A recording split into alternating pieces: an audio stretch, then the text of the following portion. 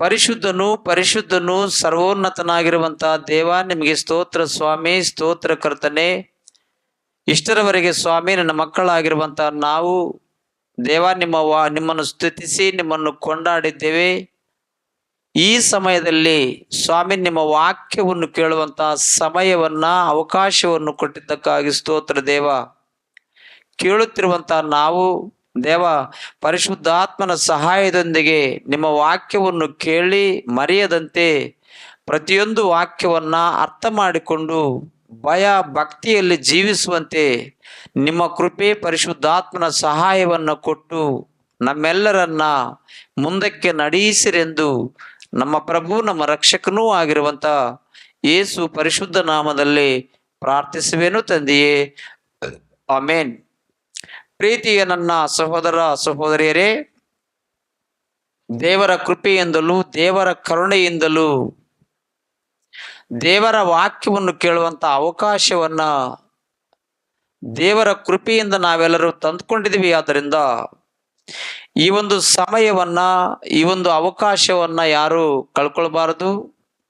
ಎಲ್ಲರೂ ದೇವರ ವಾಕ್ಯವನ್ನು ಕೇಳಬೇಕು ಅನ್ನುವಂತ ಮನಸ್ಸಿನಿಂದಲೇ ದೇವರ ವಾಕ್ಯವನ್ನು ಕೇಳಿ ಆತನ ಮನಸ್ಸನ್ನ ಅರ್ಥ ಮಾಡಿಕೊಂಡು ಆತನ ಮಾತುಗಳ ಪ್ರಕಾರ ಬದುಕಬೇಕು ಅನ್ನುವಂತ ಆಲೋಚನೆಯಲ್ಲಿ ನಾವೆಲ್ಲರೂ ಪ್ರಯಾಸ ಪಡಬೇಕು ಅಂತೇಳಿ ನಿಮ್ಮೆಲ್ಲರಿಗೂ ಮನವಿ ಮಾಡುತ್ತಾ ಈ ಒಂದು ವಾಕ್ಯವನ್ನು ಪ್ರಾರಂಭ ಮಾಡ್ತೀನಿ. ಪ್ರಿಯರೇ, ಇವತ್ತು ನಾವು ಕೇಳಬೇಕಾಗಿರುವಂತ ಪಾಠವು ಹುಳಿ ಇಲ್ಲದ ರೊಟ್ಟಿಗಳ ಹಬ್ಬದ ವಿಶೇಷತೆ ಏನು? ಪ್ರಿಯರೇ, ನೀವು ಗಮನಿಸ್ರಿ. ಒಂದು ಕಾಲದಲ್ಲಿ ದೇವರು ಭಕ್ತನಾಗಿರುವಂತ ಮೋಶೆಯವರ ಮೂಲಕವಾಗಿ ಇಸ್ರಾಯೇಲರಾಗಿರುವಂತವರಿಗೆ ಹಬ್ಬಗಳನ್ನ ಆಚರಿಸುವಂತೆ ಅವರಿಗೆ ಆಜ್ಞಾಪಿಸಿದರು. ಮೊದಲನೇದಾಗಿ ಪಸ್ಕ ಹಬ್ಬ ಅನ್ನುವಂತ ಹಬ್ಬವನ್ನು ಆಚರಿಸಬೇಕು ಅಂತೇಳಿ ದೇವರು ಆಜ್ಞಾಪಿಸಿದರು. ಆ ಹಬ್ಬವಾದ ನಂತರ ಹುಳಿ ಇಲ್ಲದ ರೊಟ್ಟಿಗಳ ಹಬ್ಬವನ್ನ ಆಚರಿಸಬೇಕು ಅಂತೇಳಿ ದೇವರು ಆಜ್ಞಾಪಿಸಿದರು. ಆ ಹಬ್ಬವಾದ ನಂತರ ಪ್ರಥಮ ಬೆಳೆಯ ಹಬ್ಬ ಅನ್ನುವಂತ ವಿಷಯವನ್ನು ಕೂಡ, ಪ್ರಥಮ ಬೆಳೆಯ ಹಬ್ಬವನ್ನು ಕೂಡ ನೀವು ಆಚರಿಸಬೇಕು ಅಂತೇಳಿ ದೇವರು ಇಸ್ರಾಯೇಲರಾಗಿರುವಂತವರಿಗೆ ಆಜ್ಞಾಪಿಸಿದ್ರು. ಆದ್ದರಿಂದ ಈ ಹಬ್ಬಗಳ ಸಾರಾಂಶವೇನು, ಅಥವಾ ಈ ಹಬ್ಬಗಳು ಅನ್ನುವಂಥವುಗಳು ಯಾರನ್ನು ಸೂಚಿಸುವವು?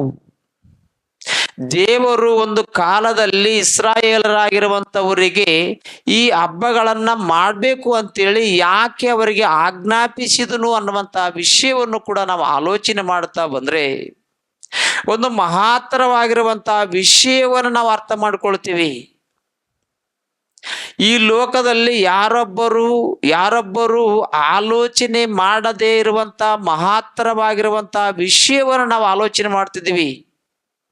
ಆದ ಕಾರಣ ಪಸ್ಕ ಹಬ್ಬ ಅನ್ನುವಂಥದ್ದು ಆ ಇಸ್ರಾಯೇಲರು ಯಾಕೆ ಮಾಡಿದ್ರು ಅನ್ನುವಂತಹ ವಿಷಯವನ್ನು ತಿಳ್ಕೊಳ್ಬೇಕು ಅಂತಂದ್ರೆ, ನಮ್ಮ ಪ್ರಭು ನಮ್ಮ ರಕ್ಷಕನಾಗಿರುವಂತಹ ಯೇಸು ಸ್ವಾಮಿಯವರು ಸಾಯಂಕಾಲ 3 ಗಂಟೆಗೆ ತನ್ನ ಪ್ರಾಣವನ್ನು ಕೊಟ್ಟ ಪರಮಾರ್ಥವೇನು ಅನ್ನುವಂಥ ವಿಷಯವನ್ನು ಮಾತಾಡಿದ್ದೀನಿ. ದಯಮಾಡಿ ಅದು ಯೂಟ್ಯೂಬ್ನಲ್ಲಿದೆ, ಅದನ್ನು ಕೂಡ ನೀವು ಕೇಳಿದಾಗ ಬಹಳಷ್ಟು ವಿಷಯಗಳು ನಿಮಗೆ ಅರ್ಥವಾಗುವವು. ಅನಂತರ ಪ್ರಿಯರೇ, ಹುಳಿ ಇಲ್ಲದ ರೊಟ್ಟಿಗಳ ಹಬ್ಬದ ವಿಶೇಷತೆ ಏನು ಅನ್ನುವಂಥ ವಿಷಯವನ್ನು ಕೇಳುವಾಗಲೂ ಕೂಡ ದೇವರು ಇಸ್ರಾಯೇಲರಾಗಿರುವಂತವರಿಗೆ ಈ ಒಂದು ಹಬ್ಬವನ್ನ ಯಾಕೆ ನೇಮಿಸಿರಬಹುದು ಅನ್ನುವಂತ ವಿಷಯವನ್ನು ಕೂಡ ನಾವು ಆಲೋಚನೆ ಮಾಡಿದಾಗ ಇಲ್ಲಿ ಒಂದು ವಿಷಯವನ್ನು ನಾವು ಕಂಡುಕೊಳ್ತೀವಿ. ಇಸ್ರಾಯೇಲರಾಗಿರುವಂತವರು ಒಂದು ಕಾಲದಲ್ಲಿ ಐಗುಪ್ತ ದೇಶದಲ್ಲಿ ದಾಸರಾಗಿದ್ರು. ಇದು ಭೂಮಿ ಮೇಲಿರುವಂತಹ ಅನೇಕ ಮಂದಿಗೆ ಗೊತ್ತಿರುವಂತಹ ವಿಷಯ. ಇಸ್ರಾಯೇಲರಾಗಿರುವಂತವರು ಫರೋ ರಾಜನಿಗೆ ದಾಸರಾಗಿದ್ರು. ಸುಮಾರು 430 ವರ್ಷಗಳ ಕಾಲ ದಾಸರಾಗಿದ್ರು. ದಾಸರಾಗಿರುವಂತವರನ್ನ ಇಸ್ರಾಯೇಲರು ದಾಸರಾಗಿರುವಂತವರನ್ನ ಭಕ್ತನಾಗಿರುವಂತಹ ಮೋಶೆಯವರ ಮೂಲಕವಾಗಿ ದೇವರು ಅವರಿಗೆ ಬಿಡುಗಡೆಯನ್ನು ಕೊಡಬೇಕು ಅಂತೇಳಿ ಆಲೋಚನೆ ಮಾಡಿ ನಾನಾ ವಿಧವಾದ ಸೂಚಕಾರ್ಯಗಳನ್ನು ಮಾಡಿದರು, ನಾನಾ ವಿಧವಾದ ಅದ್ಭುತ ಕಾರ್ಯಗಳನ್ನು ಮಾಡಿದರು. ಆದರೆ ಕೊನೆಗೆ ಅವರನ್ನು ಬಿಡಿಸುವುದಕ್ಕೋಸ್ಕರವಾಗಿ ದೇವರು ಪ್ರಯಾಸಪಟ್ಟರು. ದೇವರು ಮೋಶೆಯವರ ಮೂಲಕವಾಗಿ ಆ ಒಂದು ಬಿಡುಗಡೆಯಾಗುವ ಹಾಗೆ ಅವರಿಗೆ ಸ್ವಾತಂತ್ರ್ಯವನ್ನು ಕೊಡುವಂತಹ ಸಂದರ್ಭದಲ್ಲಿ ಒಂದು ಕಾರ್ಯವನ್ನು ಮಾಡಿದರು ಪ್ರಿಯರೇ. ಆ ಕಾರ್ಯವೇನು ಅಂತಂದ್ರೆ, ಧರ್ಮೋಪದೇಶ ಕಾಂಡದಲ್ಲಿ ಒಂದು ಮಾತನ್ನು ಓದಿ ನಾವು ಆಲೋಚನೆ ಮಾಡೋಣ್ರಿ. ಧರ್ಮೋಪದೇಶ ಕಾಂಡದಲ್ಲಿ 16ನೇ ಅಧ್ಯಾಯ, ಧರ್ಮೋಪದೇಶ ಕಾಂಡ 16ನೇ ಅಧ್ಯಾಯ 3ನೇ ವಚನದಲ್ಲಿ, ಧರ್ಮೋಪದೇಶ ಕಾಂಡ 16ನೇ ಅಧ್ಯಾಯ 1ರಿಂದ ಕೆಲವು ವಚನಗಳನ್ನು ಕೂಡ ಓದಿಕೊಳ್ಳ್ರಿ. ಭಕ್ತನಾಗಿರುವಂತಹ ಮೋಶೆಯವರ ಪುಸ್ತಕ ಧರ್ಮೋಪದೇಶ ಕಾಂಡ 16ನೇ ಅಧ್ಯಾಯ 1ರಿಂದ ಕೆಲವು ವಚನಗಳನ್ನು ಓದಿ ಆಲೋಚನೆ ಮಾಡೋಣ್ರಿ. ನೀವು ಚೈತ್ರ ಮಾಸದಲ್ಲಿ ಪಸ್ಕಾ ಹಬ್ಬವನ್ನು ನಿಮ್ಮ ದೇವರಾದ ಯೆಹೋವನಿಗೋಸ್ಕರ ಆಚರಿಸಬೇಕು. ಆ ಮಾಸದಲ್ಲಿಯೇ ರಾತ್ರಿ ಕಾಲದಲ್ಲಿ ನಿಮ್ಮ ದೇವರಾದ ಯೆಹೋವರು ನಿಮ್ಮನ್ನು ಐಗುಪ್ತ ದೇಶದಿಂದ ಬಿಡಿಸಿದನಲ್ಲವೇ. ಅಂದ್ರೆ ಚೈತ್ರ ಮಾಸದಲ್ಲೇ ಇಸ್ರಾಯೇಲರಾಗಿರುವಂತವರು ಬಿಡುಗಡೆ ಹೊಂದಿದ್ರು. ಮೊದಲನೇ ತಿಂಗಳಿನ 14ನೇ ದಿನದಲ್ಲಿ ಅವರು ಬಿಡುಗಡೆ ಹೊಂದಿದ್ರು. ಆ ಬಿಡುಗಡೆ ಅನ್ನುವಂಥದ್ದು ಹೊಂದಿರುವಂತಹ ದಿನದಲ್ಲಿ ಅವರು ಪಸ್ಕಾ ಹಬ್ಬವನ್ನು ಆಚರಣೆ ಮಾಡಿದ್ರು. ಅನಂತರ ಏನಾಯ್ತು, ಆ ರಾತ್ರಿ ಕಾಲದಲ್ಲಿ ನಿಮ್ಮ ದೇವರಾದ ಯೆಹೋವನು ನಿಮ್ಮನ್ನು ಐಗುಪ್ತ ದೇಶದಿಂದ ಬಿಡಿಸಿದನಲ್ಲವೇ. ನೀವು ಆಡು ಕುರಿಗಳಲ್ಲಾಗಲಿ ದನಗಳಲ್ಲಾಗಲಿ ಪಸ್ಕದ ಪಶುವನ್ನು ಯೆಹೋವನು ತನ್ನ ಹೆಸರನ್ನು ಸ್ಥಾಪಿಸುವುದಕ್ಕೆ ಆದುಕೊಳ್ಳುವ ಸ್ಥಳದಲ್ಲೇ ಆತನಿಗಾಗಿ ವಧಿಸಬೇಕು. ಅದರೊಂದಿಗೆ ಹುಳಿ ಹಾಕಿದ ರೊಟ್ಟಿಯನ್ನು ನೀವು ತಿನ್ನಬಾರದು. ಆ ಒಂದು ಊಟ ಮಾಡುತ್ತಿರುವಾಗ ನೀವು ಹುಳಿ ಹಾಕಿರುವಂತಹ ರೊಟ್ಟಿಯನ್ನ ತಿನ್ನಬಾರದು ಅಂದನು. ಹುಳಿ ಹಾಕಿರುವಂತಹ ರೊಟ್ಟಿಯನ್ನು ನೀವು ತಿನ್ನಬಾರದು. ಹುಳಿ ಇಲ್ಲದ ರೊಟ್ಟಿಗಳನ್ನೇ ತಿನ್ನಬೇಕು. ಹುಳಿ ಇಲ್ಲದ ರೊಟ್ಟಿಗಳನ್ನೇ ತಿನ್ನಬೇಕು ಅಂತೇಳಿ ಭಕ್ತನಾಗಿರುವಂತಹ ಮೋಶೆಯವರ ಮೂಲಕವಾಗಿ ಯಾಕೆ ಮಾತಾಡಿದ್ರು ಅನ್ನುವಂತಹ ವಿಷಯವನ್ನು ನಾವು ಗಮನಿಸಿದ್ರೆ ಇಲ್ಲಿ ಒಂದು ವಿಷಯವನ್ನು ನಾವು ತಿಳ್ಕೊಳ್ತೀವಿ. ಯಾಕಂದ್ರೆ ನೀವು ರೊಟ್ಟಿಗೆ ಹುಳಿ ಹಾಕುವುದಕ್ಕೆ ಅವಕಾಶವಿಲ್ಲದೆ ಅವಸರದಿಂದ ಐಗುಪ್ತ ದೇಶವನ್ನು ಬಿಟ್ಟು ಬಂದಿರಿ. ಐಗುಪ್ತ ದೇಶದಿಂದ ನಿಮಗೆ ಬಿಡುಗಡೆಯಾದ ದಿನವು ನಿಮ್ಮ ಜೀವಮಾನವೆಲ್ಲ ನೆನಪಿನಲ್ಲಿರುವಂತೆ ನೀವು ಕಷ್ಟವನ್ನು ಸೂಚಿಸುವ ಹುಳಿ ಇಲ್ಲದ ರೊಟ್ಟಿಗಳನ್ನು 7 ದಿವಸಗಳವರೆಗೂ ತಿನ್ನಬೇಕು. ಯಾಕೆ ಹುಳಿ ಇಲ್ಲದ ರೊಟ್ಟಿಗಳ ಹಬ್ಬವನ್ನ ಆಚರಿಸಬೇಕು ಅಂತಂದ್ರೆ, ಇಸ್ರಾಯೇಲರಾಗಿರುವಂಥವರಿಗೆ ಆ ದೇವರು ನಮಗೆ ಇಂತಿಂಥ ಕಾರ್ಯಗಳನ್ನ ಮಾಡಿದನು ಅಂತೇಳಿ ತಮ್ಮ ಮಕ್ಕಳಿಗೂ ಮೊಮ್ಮಕ್ಕಳಿಗೂ ಜ್ಞಾಪಕವಿರುವಂತೆ ಈ ಹಬ್ಬವನ್ನು ಮಾಡಬೇಕು ಅಂತೇಳಿ ಇಸ್ರಾಯೇಲರಾಗಿರುವಂಥವರಿಗೆ ಈ ಹಬ್ಬವನ್ನು ಆಚರಿಸಬೇಕು ಅಂತೇಳಿ ಆಜ್ಞಾಪಿಸಿದ್ರು. ಇದಕ್ಕಿಂತ ಪ್ರಾಮುಖ್ಯವಾಗಿರುವಂತಹ ವಿಷಯ ಒಂದಿದೆ. ಆ ವಿಷಯವನ್ನು ಕೂಡ ಸೂಚಿಸುವುದಕ್ಕೋಸ್ಕರ ಹುಳಿ ಇಲ್ಲದ ರೊಟ್ಟಿಗಳ ಹಬ್ಬವನ್ನು ಆಚರಿಸಬೇಕು ಅಂತೇಳಿ ದೇವರು ಮೋಶೆಯವರ ಮೂಲಕವಾಗಿ ಆಜ್ಞಾಪಿಸಿದನು. ಒಂದು ಕಾಲದಲ್ಲಿ ಇಸ್ರಾಯೇಲರಾಗಿರುವಂಥವರು ಐಗುಪ್ತ ದೇಶದಿಂದ ಬಿಡುಗಡೆ ಹೊಂದುತ್ತಿರುವಾಗ ಅವರು ಬಿಡುಗಡೆ ಹೊಂದುವ ದಿನದಲ್ಲಿ ಅವರು ರೊಟ್ಟಿಯನ್ನು ಮಾಡ್ತಿದ್ರು. ಆ ರೊಟ್ಟಿಯನ್ನು ಮಾಡುವುದಕ್ಕಿಂತ ಮೊದಲು ಹಿಟ್ಟಿನೊಳಗೆ ಹುಳಿ ಹಾಕುವುದಕ್ಕಿಂತ ಮೊದಲೇ ಅವರು ದೇವರ ಒಂದು ಭಯದಿಂದ ಇಸ್ರಾಯೇಲರಾಗಿರುವಂಥವರನ್ನ ನೀವು ತ್ವರೆಯಾಗಿ ನಮ್ಮ ದೇಶದಿಂದ ಹೋಗ್ಬೇಕು, ಬಿಡುಗಡೆ ಆಗ್ಬೇಕು ಅಂತೇಳಿ ಬಹಳಷ್ಟು ಒತ್ತಾಯ ಮಾಡಿದ್ರು. ಆದ್ರಿಂದ ಇಸ್ರಾಯೇಲರಾಗಿರುವಂಥವರು ಆ ಹಿಟ್ಟಿಗೆ ಹುಳಿ ಹಾಕುವುದಕ್ಕಿಂತ ಮೊದಲೇ ದೇವರು ಐಗುಪ್ತ ದೇಶದಿಂದ ಅವರನ್ನ ಬಿಡಿಸಿದನು. ಆದ್ರಿಂದ ಹುಳಿ ಹಾಕುವುದಕ್ಕಿಂತ ಮೊದಲೇ ನೀವು ಆ ದೇಶದಿಂದ ಬಿಡುಗಡೆ ಹೊಂದಿದ್ರಿ. ಆದ್ರಿಂದ ನೀವು ಬಿಡುಗಡೆ ಹೊಂದಿರುವಂತಹ ದಿನಗಳಲ್ಲಿ ನೀವು ಹುಳಿ ಇಲ್ಲದ ರೊಟ್ಟಿಗಳ ಹಬ್ಬವನ್ನ ಆಚರಿಸಬೇಕು ಅಂತೇಳಿ ದೇವರವರಿಗೆ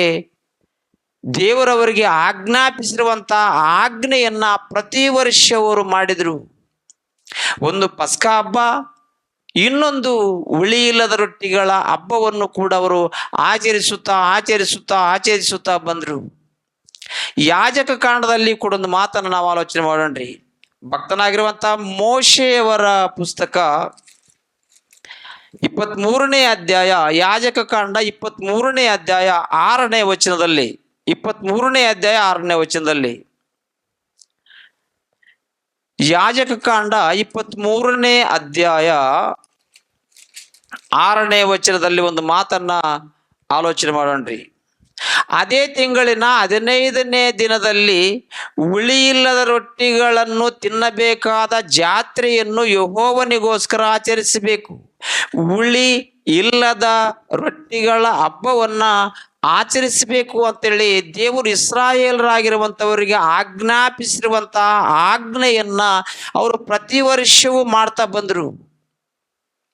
ನಾನು ಮೊದಲೇ ಹೇಳಿದ್ದೀನಿ, ಹುಳಿ ಇಲ್ಲದ ರೊಟ್ಟಿಗಳ ಹಬ್ಬವನ್ನ ಯಾಕೆ ಆಚರಣೆ ಮಾಡಬೇಕು ಅಂತೇಳಿ ದೇವರು ಇಸ್ರಾಯೇಲರಿಗೆ ಆಜ್ಞಾಪಿಸಿದ್ರು ಅಂತಂದ್ರೆ, ಆ ರಾತ್ರಿ ವೇಳೆಯಲ್ಲಿ ಅವರು ಹಿಟ್ಟನ್ನು ನಾದಿ ಆ ಒಂದು ಹಿಟ್ಟಿನೊಳಗೆ ಹುಳಿ ಹಾಕುವುದಕ್ಕಿಂತ ಮೊದಲೇ ಐಗುಪ್ತ ದೇಶದಲ್ಲಿರುವಂತ ಎಲ್ಲ ಜನರು ನಮ್ಮ ದೇಶವನ್ನ ಬಿಡಬೇಕು ಅಂತೇಳಿ ಒತ್ತಾಯ ಮಾಡಿದ್ರು. ಅದರಿಂದ ಆ ಹಿಟ್ಟಿನೊಳಗೆ ಹುಳಿ ಇನ್ನೂ ಕಲಿಸಿದ್ದಿಲ್ಲವಾದ್ರಿಂದ ಅವರನ್ನ ಬಿಡಿಸಿದ್ರು. ಅಂದಿನಿಂದ ನೀವು ಹುಳಿ ಇಲ್ಲದ ರೊಟ್ಟಿಗಳ ಹಬ್ಬವನ್ನು ಮಾಡಬೇಕು ಅಂತೇಳಿ ದೇವರು ಅವರಿಗೆ ಆಜ್ಞಾಪಿಸಿದನು. ಆದರೆ ಒಂದು ಕಾಲದಲ್ಲಿ ಇಸ್ರಾಯೇಲರಿಗೆ ದೇವರು ಮಾಡಿರುವಂತ ಕಾರ್ಯವನ್ನ ಜ್ಞಾಪಕದಲ್ಲಿಟ್ಟುಕೊಳ್ಳುವಂತೆ ಆ ಹಬ್ಬವನ್ನು ಮಾಡಬೇಕು ಅಂತೇಳಿ ಇಸ್ರಾಯೇಲರಿಗೆ ಆಜ್ಞಾಪಿಸಿದ್ರು. ಅದಕ್ಕಿಂತ ಪ್ರಾಮುಖ್ಯವಾಗಿರುವಂಥದ್ದು ಒಂದು ಇದೆ. ಆ ಒಂದು ವಿಷಯವೇನು ಅಂತೇಳಿ ಭಕ್ತರಾಗಿರುವಂತಹ ಪೌಲನು ಕೊರಿಂಥಿಯವರಿಗೆ ಬರೆದ ಮೊದಲನೇ ಪತ್ರಿಕೆಯಲ್ಲಿ ನಾವು ನೋಡುತ್ತಾ ಹೋದ್ರೆ, ಭಕ್ತನಾಗಿರುವಂತಹ ಪೌಲನು ಕೊರಿಂಥಿಯವರಿಗೆ ಬರೆದ ಮೊದಲನೇ ಪತ್ರಿಕೆ 5ನೇ ಅಧ್ಯಾಯ, ಭಕ್ತನಾಗಿರುವಂತಹ ಪೌಲನು ಕೊರಿಂಥಿಯವರಿಗೆ ಬರೆದ ಮೊದಲನೇ ಪತ್ರಿಕೆ 5ನೇ ಅಧ್ಯಾಯ 7ನೇ ವಚನದಲ್ಲಿ ಅಥವಾ 6ನೇ ವಚನದಲ್ಲಿ ಓದಿಕೊಳ್ಳ್ರಿ. 6ನೇ ವಚನದಲ್ಲಿ, ನೀವು ಹಿಗ್ಗುವುದು ಒಳ್ಳೆಯದಲ್ಲ, ಸ್ವಲ್ಪ ಹುಳಿ ಕಲಿಸಿದರೆ ಕಣಕವೆಲ್ಲ ಹುಳಿಯಾಗುತ್ತದೆಂಬುದು ನಿಮಗೆ ತಿಳಿಯದೋ? ನೀವು ಹುಳಿ ಇಲ್ಲದವರೆನಿಸಿಕೊಂಡಿದ್ದರಿಂದ ಹಳೇ ಹುಳಿಯನ್ನು ತೆಗೆದು ಹಾಕಿ ಹೊಸ ಕಣಕದಂತಾಗಿರ್ರಿ. ಯಾಕಂದ್ರೆ ನಮ್ಮ ಪಸ್ಕದ ಯಜ್ಞದ ಕುರಿಯು ಕೊಯ್ದದೆ, ಅದ್ಯಾವುದಂದರೆ ಕ್ರಿಸ್ತನೇ. ಆದ ಕಾರಣ ನಾವು ಹಳೇ ಹುಳಿಯನ್ನು ಅಂದರೆ ದುರ್ಮಾರ್ಗತ್ವ, ದುಷ್ಟತ್ವ ಎಂಬ ಹುಳಿಯನ್ನು ಇಟ್ಟುಕೊಳ್ಳದೆ ಸರಳತೆ ಸತ್ಯತೆ ಎಂಬ ಹುಳಿ ಇಲ್ಲದ ರೊಟ್ಟಿಯನ್ನು ತೆಗೆದುಕೊಂಡು ಹಬ್ಬವನ್ನು ಆಚರಿಸೋಣ ಅಂತೇಳಿ ಭಕ್ತನಾಗಿರುವಂತಹ ಪೌಲನವರು ಮಾತಾಡಿದರು. ಒಂದು ಕಾಲದಲ್ಲಿ ಇಸ್ರಾಯೇಲರು ಬಿಡುಗಡೆ ಹೊಂದುವಂತಹ ಸಮಯದಲ್ಲಿ ಅವರು ಹುಳಿ ಇಲ್ಲದ ರೊಟ್ಟಿಗಳ ಹಬ್ಬವನ್ನ ಆಚರಿಸಿದ್ರು. ಆದರೆ ಆವತ್ತು ಹುಳಿ ಹಾಕುವುದಕ್ಕಿಂತ ಮೊದಲು ಅವರು ಬಿಡುಗಡೆ ಹೊಂದಿದ್ರು. ಆದ್ರಿಂದ ಆ ಒಂದು ಹುಳಿ ಇಲ್ಲದ ರೊಟ್ಟಿಗಳ ಹಬ್ಬವನ್ನ ಏನು ಸೂಚಿಸುವುದು ಅಂತಂದ್ರೆ, ನಮ್ಮ ಪ್ರಭುವಾಗಿರುವಂತಹ ಯೇಸು ಸ್ವಾಮಿಯನ್ನ ಸೂಚಿಸುವುದು. ನಮ್ಮ ಪ್ರಭುವಾಗಿರುವಂತಹ ಯೇಸು ಸ್ವಾಮಿಯನ್ನ ಹೇಗೆ ಸೂಚಿಸುವುದು ಅಂತಂದ್ರೆ, ಹುಳಿ ಅಂತಂದ್ರೆ ದುಷ್ಟತ್ವ, ದುರ್ಮಾರ್ಗತ್ವ, ಅನ್ಯಾಯ, ಈ ರೀತಿಯಾಗಿ ಹಲವಾರು ಕೆಟ್ಟ ಕಾರ್ಯಗಳಿಂದ ಕೂಡಿರುವಂಥದ್ದೇ ಹುಳಿ ಹಿಟ್ಟಿನ ವಿಷಯ ಅಂತೇಳಿ ನಾವು ನೋಡ್ತಿದ್ವಿ. ಹುಳಿ ಕಲಿಸಿರುವಂಥದ್ದು ಅಂತಂದ್ರೆ ದುಷ್ಟತ್ವ, ದುರ್ಮಾರ್ಗತ್ವ, ಅನ್ಯಾಯ, ಈ ರೀತಿಯಾಗಿ ಹಲವಾರು ದುಷ್ಟ ಕಾರ್ಯಗಳಿಂದ ಕೂಡಿರುವಂಥವನು ಹುಳಿ ಹಾಕಿದ ರೊಟ್ಟಿಗೆ ಸಮಾನ. ಆದರೆ ನಮ್ಮ ಪ್ರಭುವಾಗಿರುವಂಥ ಯೇಸು ಸ್ವಾಮಿಯವರು ಹೇಳಿದರು, ನಾನೇ ಪರಲೋಕದಿಂದ ಬಂದ ರೊಟ್ಟಿ. ನಾನೇ ಪರಲೋಕದಿಂದ ಬಂದ ರೊಟ್ಟಿ. ಆದರೆ ಯೇಸು ಸ್ವಾಮಿಯವರು ರೊಟ್ಟಿ. ಆದರೆ ಆ ರೊಟ್ಟಿ ಯಾವುದು ಅಂತಂದ್ರೆ ಹುಳಿ ಇಲ್ಲದ ರೊಟ್ಟಿ. ಯೇಸು ಸ್ವಾಮಿಯವರು ಯಾರ್ರೀ ಅಂತಂದ್ರೆ ಆತನು ಹುಳಿ ಇಲ್ಲದ ರೊಟ್ಟಿ. ಹುಳಿ ಇಲ್ಲದ ರೊಟ್ಟಿ ಅಂದ್ರೆ ಏನು? ಆತನಲ್ಲಿ ಕಲ್ಮಶವಿಲ್ಲ, ಆ ಯೇಸು ಕ್ರಿಸ್ತನಲ್ಲಿ ಅನ್ಯಾಯವಿಲ್ಲ, ಆ ಯೇಸು ಕ್ರಿಸ್ತನಲ್ಲಿ ಮೋಸವಿಲ್ಲ, ಆ ಯೇಸು ಕ್ರಿಸ್ತನಲ್ಲಿ ಮತ್ತೊಬ್ಬನನ್ನು ಅನ್ಯಾಯ ಮಾಡಿ ಆಸ್ತಿಯನ್ನು ಕಸ್ಕೊಳ್ಬೇಕು ಅನ್ನುವಂಥ ಆಲೋಚನೆಯು ಇಲ್ಲವೇ ಇಲ್ಲವಾದ್ರಿಂದ ಆತನು ರೊಟ್ಟಿ. ಆದರೆ ಹುಳಿ ಇಲ್ಲದ ರೊಟ್ಟಿ ಅಂತೇಳಿ ನಾವಿಲ್ಲಿ ನಮ್ಮ ಪ್ರಭು ಆಗಿರುವಂಥ ಯೇಸು ಸ್ವಾಮಿಯವರ ಮೂಲಕವಾಗಿ ಭಕ್ತನಾಗಿರುವಂಥ ಪೌಲನವರು ಮಾತನಾಡಿರುವಂಥ ಮಾತನ್ನ ಗಮನಿಸ್ತೀವಿ. ಆದರೆ ಒಂದು ಕಾಲದಲ್ಲಿ ಇಸ್ರಾಯೇಲರಾಗಿರುವಂಥವರು ಬಿಡುಗಡೆ ಹೊಂದುತ್ತಿರುವಾಗ ಅವರು ಹಿಟ್ಟಿನೊಳಗೆ ಹುಳಿ ಹಾಕ್ತಿದ್ರು. ಆ ಹಿಟ್ಟಿನೊಳಗೆ ಹುಳಿ ಹಾಕುವುದಕ್ಕಿಂತ ಮೊದಲೇ ಬಿಡುಗಡೆ ಹೊಂದಿದ್ರು. ಆದ್ರಿಂದ ಅವರು ಪ್ರತಿ ವರ್ಷ ಆ ಒಂದು ಹಬ್ಬವನ್ನು ಮಾಡ್ತಿದ್ರು. ಆದರೆ ಈಗ ನಮ್ಮ ಪ್ರಭು ಆಗಿರುವಂಥ ಯೇಸು ಸ್ವಾಮಿಯವರು ಪರಲೋಕದಿಂದ ಬಂದ ರೊಟ್ಟಿ. ಅದಕ್ಕೋಸ್ಕರ ಪರಲೋಕದಿಂದ ಬಂದ ರೊಟ್ಟಿ ನಾನೇ ಅಂತೇಳಿ ಯೇಸು ಸ್ವಾಮಿ ಅವರು ಹೇಳಿದ್ರು. ಆ ರೊಟ್ಟಿ ಯಾವುದು ಅಂತಂದ್ರೆ ಹುಳಿ ಹಾಕಿರುವಂತ ರೊಟ್ಟಿಯೂ ಅಲ್ಲ. ಅಂದ್ರೆ ಪಾಪ ಮಾಡಿರುವ ಆತನು ಯೇಸು ಸ್ವಾಮಿ ಅಲ್ಲ. ಪಾಪ ಮಾಡಿರುವ ಆತನು ಯೇಸು ಸ್ವಾಮಿ ಅಲ್ಲವಾದರೂ ಕೂಡ ಪಾಪಿಗಳಾದ ನಮಗೋಸ್ಕರವಾಗಿ ಪಾಪಿಗಳು ಏರುವಂತ ಶಿಲುಬೆಯನ್ನು ಅವರು ಹೊತ್ತರು. ಪಾಪಿಗಳು ಏರುವಂತ ಶಿಲುಬೆಯನ್ನು ಅವರು ಎತ್ತರು. ಆದ ಕಾರಣ ಬೇರೆ ಯೇಸು ಸ್ವಾಮಿಯವರು ಹುಳಿ ಇಲ್ಲದ ರೊಟ್ಟಿ. ಅದಕ್ಕೋಸ್ಕರ ಭಕ್ತನಾಗಿರುವಂಥ ಯೋಹಾನನವರ ಸುವಾರ್ತೆಯಲ್ಲಿ ಒಂದು ಮಾತನ್ನು ನಾವು ಓದಿ ಆಲೋಚನೆ ಮಾಡೋಣ್ರಿ. ಭಕ್ತನಾಗಿರುವಂಥ ಯೋಹಾನನವರ ಸುವಾರ್ತೆಯಲ್ಲಿ 8ನೇ ಅಧ್ಯಾಯದಲ್ಲಿ ಒಂದು ಮಾತನ್ನ ಓದಿ ಆಲೋಚನೆ ಮಾಡೋಣ್ರಿ. ಭಕ್ತನಾಗಿರುವಂಥ ಯೋಹಾನನವರ ಸುವಾರ್ತೆ 8ನೇ ಅಧ್ಯಾಯ 46ನೇ ವಚನದಲ್ಲಿ, ಪಾಪವನ್ನು ತೋರಿಸಿಕೊಡುವವರು ನಿಮ್ಮೊಳಗೆ ಯಾರಿದ್ದಾರೆ? ನನ್ನಲ್ಲಿ ಪಾಪವಿದೆ ಅನ್ನುವಂಥವರು ನಿಮ್ಮೊಳಗೆ ಯಾರಾದರೂ ತೋರಿಸಿಕೊಡುವವರಿದ್ರೆ ಬರ್ಬೋದು ಅಂತೇಳಿ ನಮ್ಮ ಪ್ರಭು ಆಗಿರುವಂಥ ಯೇಸು ಸ್ವಾಮಿಯವರು ಅಂದ್ರು. ಆತನು ಜೀವ ಕೊಡುವಂತ ರೊಟ್ಟಿ, ಆತನ ದೇಹವು ರೊಟ್ಟಿ. ಆದರೆ ಆತನು ಜೀವ ಕೊಡುವಂತ ರೊಟ್ಟಿ. ಆದ್ರಿಂದ ಆ ರೊಟ್ಟಿ ಹುಳಿ ಕಲಿಸಿರುವಂತ ರೊಟ್ಟಿ ಅಲ್ಲ. ಆ ರೊಟ್ಟಿ ಪಾಪದಿಂದ ನರಳುವಂತ ರೊಟ್ಟಿ ಅಲ್ಲ. ಆ ಯೇಸು ಕ್ರಿಸ್ತನ ದೇಹವು ರೊಟ್ಟಿ ಆದರೂ ಆತನು ಅನ್ಯಾಯ ಮಾಡುವ ಆತನಲ್ಲ, ಆತನು ಮೋಸ ಮಾಡುವ ಆತನಲ್ಲ. ಮೋಸ ಮಾಡಿರುವಂತ ನಮಗೋಸ್ಕರ ತನ್ನ ಪ್ರಾಣವನ್ನು ಕೊಡುವಾತನೇ ಹೊರತು, ಕೊಟ್ಟಿರುವಾತನೇ ಹೊರತು ಆ ರೊಟ್ಟಿ ಎಂದಿಗೂ ಪಾಪ ಮಾಡುವಂತ ರೊಟ್ಟಿ ಅಲ್ಲವಾದ್ರಿಂದ ಒಂದು ಕಾಲದಲ್ಲಿ ಇಸ್ರಾಯೇಲರಾಗಿರುವಂಥವರು ಹುಳಿ ಇಲ್ಲದ ರೊಟ್ಟಿಗಳ ಹಬ್ಬವನ್ನು ಆಚರಿಸಿದ್ರು. ಆದರೆ ಇವತ್ತು ನಮ್ಮ ಪ್ರಭು ಆಗಿರುವಂಥ ಯೇಸು ಸ್ವಾಮಿಯವರು ಹುಳಿ ಇಲ್ಲದ ರೊಟ್ಟಿ ಆತನೇ ಅಂತೇಳಿ ನಾವು ನೋಡ್ತಿದ್ವಿ. ಹುಳಿ ಇಲ್ಲದ ರೊಟ್ಟಿ ಯಾರು? ನಮ್ಮ ಪ್ರಭು ಆಗಿರುವಂಥ ಯೇಸು ಸ್ವಾಮಿಯವರು ಹುಳಿ ಇಲ್ಲದ ರೊಟ್ಟಿ. ಆ ಹುಳಿ ಇಲ್ಲದ ರೊಟ್ಟಿಯನ್ನ ನಾವು ತಿಂದ್ರೆ, ಅಂದ್ರೆ ಹುಳಿ ಇಲ್ಲದ ರೊಟ್ಟಿ ಆಗಿರುವಂತ ದೇವರ ವಾಕ್ಯವನ್ನು ನಾವು ತಿಂದ್ರೆ ನಾವ್ಯಾರು ಅಂತಂದ್ರೆ ಹುಳಿ ಇಲ್ಲದವರು ಅಂದ್ರೆ ಪಾಪವಿಲ್ಲದವರು.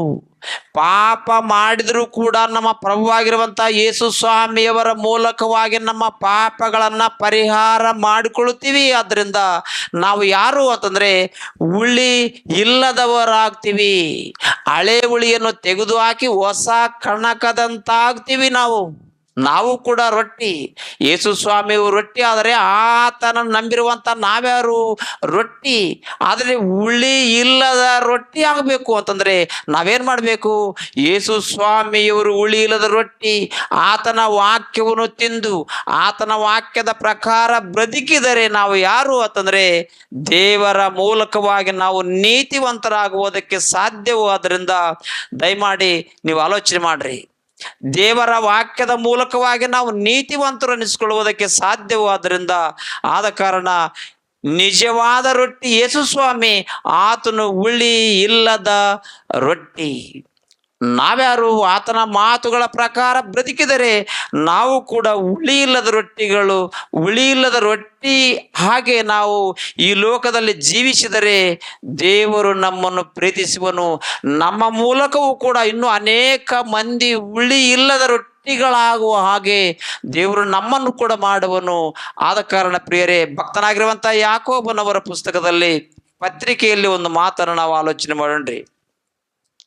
ಭಕ್ತನಾಗಿರುವಂತ ಯಾಕೋಬನವರ ಪತ್ರಿಕೆ 1ನೇ ಅಧ್ಯಾಯದಲ್ಲಿ, ಭಕ್ತನಾಗಿರುವಂತ ಯಾಕೋಬನವರ ಪತ್ರಿಕೆ 1ನೇ ಅಧ್ಯಾಯದಲ್ಲಿ 21ನೇ ವಚನ, 21ನೇ ವಚನ ನಾನೇ ಓದ್ತಿರಮ್ಮ, ಯಾರು ಓದ್ಬೇಡ್ರಿ.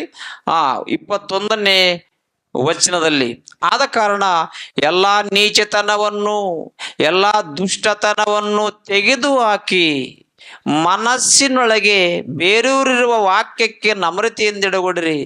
ಅದು ನಿಮ್ಮ ಆತ್ಮಗಳನ್ನ ರಕ್ಷಿಸುವುದಕ್ಕೆ ಸಾಮರ್ಥ್ಯವುಳ್ಳದ್ದಾಗಿದೆ. ಅದು ನಿಮ್ಮ ಆತ್ಮಗಳನ್ನ ರಕ್ಷಿಸುವುದಕ್ಕೆ ಸಾಮರ್ಥ್ಯವುಳ್ಳದ್ದಾಗಿದೆ. ಎಲ್ಲ ದುಷ್ಟತ್ವವನ್ನು ಎಲ್ಲ ದುರ್ಮಾರ್ಗತ್ವವನ್ನು ತೆಗೆದು ಹಾಕಬೇಕು. ತೆಗೆದು ಹಾಕಿದ ನಂತರ ಹುಳಿ ಇಲ್ಲದ ರೊಟ್ಟಿ ಆಗುವುದಕ್ಕೆ ಸಾಧ್ಯ.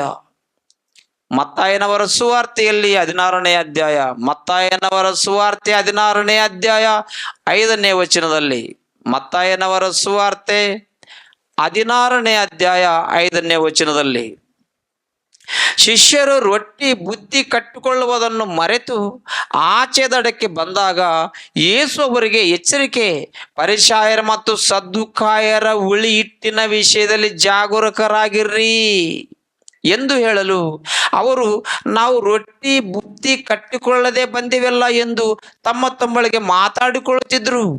ಯೇಸು ಅದನ್ನು ತಿಳಿದು, ಅಲ್ಪವಿಶ್ವಾಸಿಗಳೇ, ರೊಟ್ಟಿ ಇಲ್ಲವಲ್ಲ ಎಂದು ನಿಮ್ಮೊಳಗೆ ಮಾತಾಡಿಕೊಳ್ಳುವುದೇಕೆ? ನೀವು ಇನ್ನೂ ಗ್ರಹಿಸಲಿಲ್ಲವೋ? ನಿಮಗೆ ನೆನಪಿಲ್ಲವೋ?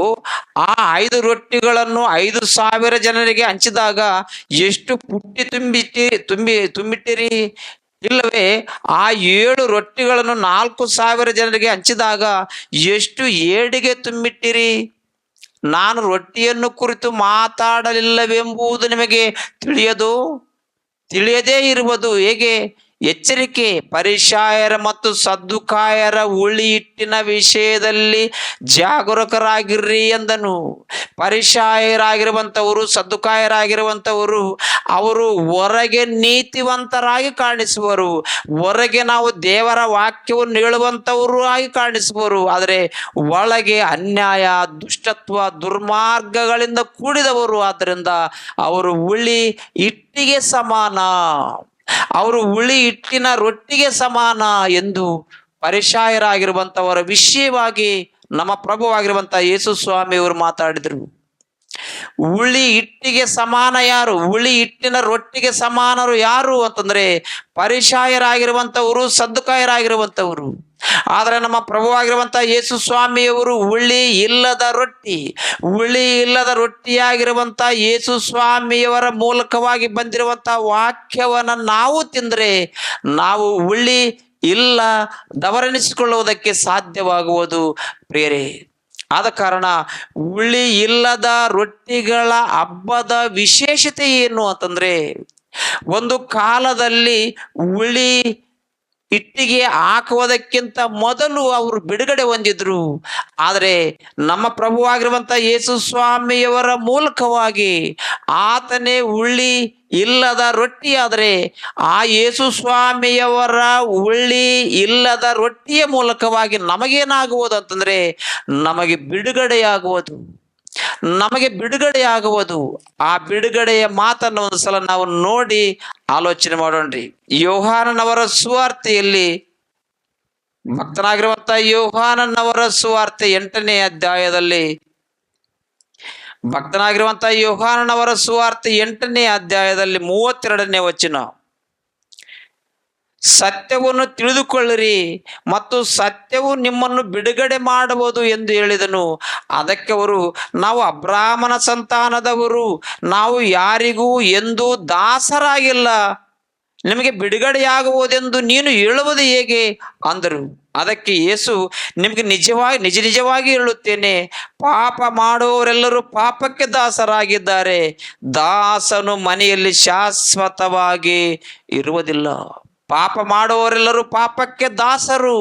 ಆದರೆ ಪಾಪಕ್ಕೆ ದಾಸರಾಗಿರುವಂಥವರನ್ನ ಬಿಡುಗಡೆ ಮಾಡುವುದಕ್ಕೋಸ್ಕರವಾಗಿ ಹುಳಿ ಇಲ್ಲದ ರೊಟ್ಟಿಯಾಗಿರುವಂಥ ಯೇಸು ಸ್ವಾಮಿಯವರು ಬಂದರು.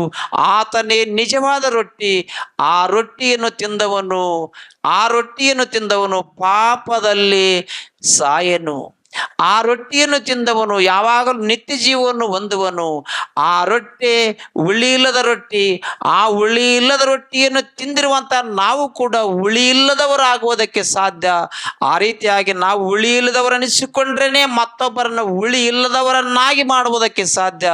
ಆದ ಕಾರಣ ಹುಳಿ ಇಲ್ಲದ ರೊಟ್ಟಿಯ ವಿಶೇಷತೆ ಏನು, ಹುಳಿ ಇಲ್ಲದ ರೊಟ್ಟಿಗಳ ಹಬ್ಬದ ವಿಶೇಷತೆ ಏನು ಅಂತಂದ್ರೆ, ನಮ್ಮಲ್ಲಿ ಪಾಪ ಇರಬಾರ್ದು, ನಮ್ಮಲ್ಲಿ ಅನ್ಯಾಯ ಇರಬಾರ್ದು, ನಮ್ಮಲ್ಲಿ ಮೋಸ ಇರಬಾರ್ದು, ನಮ್ಮಲ್ಲಿ ಕೆಟ್ಟತನ ಇರಬಾರ್ದು.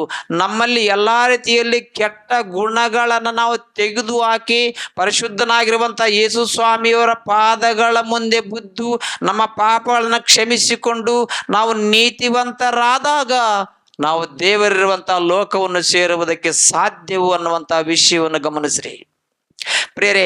ನಾವು ದೇವರಿರುವಂಥ ಲೋಕವನ್ನು ಸೇರಬೇಕು ಅಂತಂದ್ರೆ ಈ ಪಾಪದ ದೇಹದಿಂದ ನಾವು ದೇವರಿರುವಂಥ ಲೋಕವನ್ನು ಸೇರುವುದಕ್ಕೆ ಸಾಧ್ಯವಿಲ್ಲ.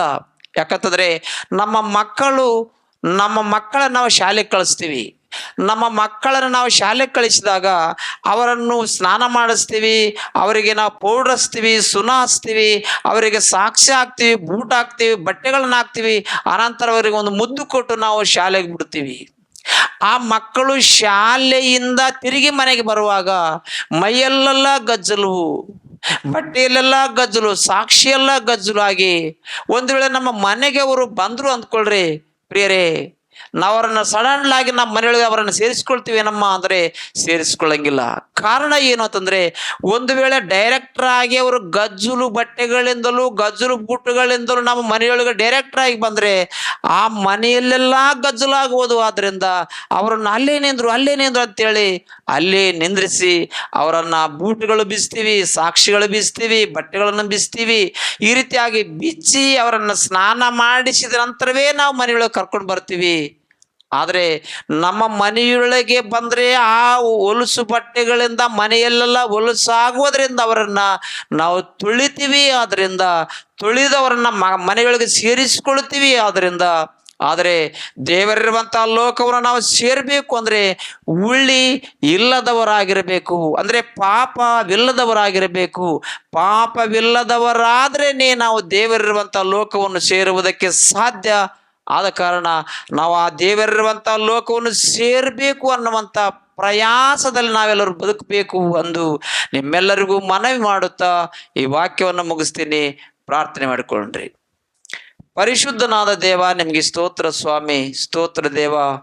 ಹುಳಿ ಇಲ್ಲದ ರೊಟ್ಟಿಗಳ ಹಬ್ಬದ ವಿಶೇಷತೆ ಏನು ಅಂತೇಳಿ ನಾವು ಗ್ರಹಿಸಿದ್ವಿ ಸ್ವಾಮಿ. ದೇವ, ಮುಂದೆ ಇನ್ನೂ ಅನೇಕ ಹಬ್ಬಗಳ ವಿಷಯವಾಗಿ ಮಾತಾಡಬೇಕು ಸ್ವಾಮಿ. ಈ ಎಲ್ಲ ಹಬ್ಬಗಳ ವಿಷಯವಾಗಿ ನಾವು ತಿಳಿದುಕೊಂಡ್ರೆ ದೇವ, ನಮ್ಮ ಪ್ರಭುವಾಗಿರುವಂಥ ಯೇಸು ಸ್ವಾಮಿಯವರನ್ನು ಸೂಚಿಸುವುದು, ಅದರ ವಿಶೇಷತೆಯನ್ನು ಅರ್ಥ ಮಾಡಿಕೊಂಡ್ರೆ ನಾವು ನಿಮ್ಮ ಮನಸ್ಸನ್ನು ಅರ್ಥ ಮಾಡಿಕೊಳ್ಳುವ ಹಾಗೆ ನಮಗೆ ಲಾಭವು ಸಿಗುವುದು ಸ್ವಾಮಿ. ಅಂತ ಒಂದು ಲಾಭದಲ್ಲಿ ನಮ್ಮನ್ನು ಸೇರಿಸಬೇಕು ಎಂದು ನಿಮ್ಮ ಕೃಪೆಯಿಂದಲೂ ಸ್ವಾಮಿ ನಾವೆಲ್ಲರೂ ಈ ಲೋಕದಲ್ಲಿ ಬಾಳುವ ದಿನಮಾನಗಳೆಲ್ಲವೂ ಸ್ವಾಮಿ ನಿಮ್ಮ ವಾಕ್ಯದ ಮೂಲಕವಾಗಿ ನೀತಿವಂತರಾಗಲು ನಿಮ್ಮ ಕೃಪೆ ಪರಿಶುದ್ಧಾತ್ಮನ ಸಹಾಯವನ್ನು ಕೊಟ್ಟು ನಮ್ಮೆಲ್ಲರನ್ನ ಮುಂದಕ್ಕೆ ನಡೆಸಿರೆಂದು ನಮ್ಮ ಪ್ರಭು ನಮ್ಮ ರಕ್ಷಕನೂ ಆಗಿರುವಂಥ ಯೇಸು ಪರಿಶುದ್ಧ ನಾಮದಲ್ಲಿ ಪ್ರಾರ್ಥಿಸುವೆನು ತಂದೆಯೇ. ಆಮೇನ್.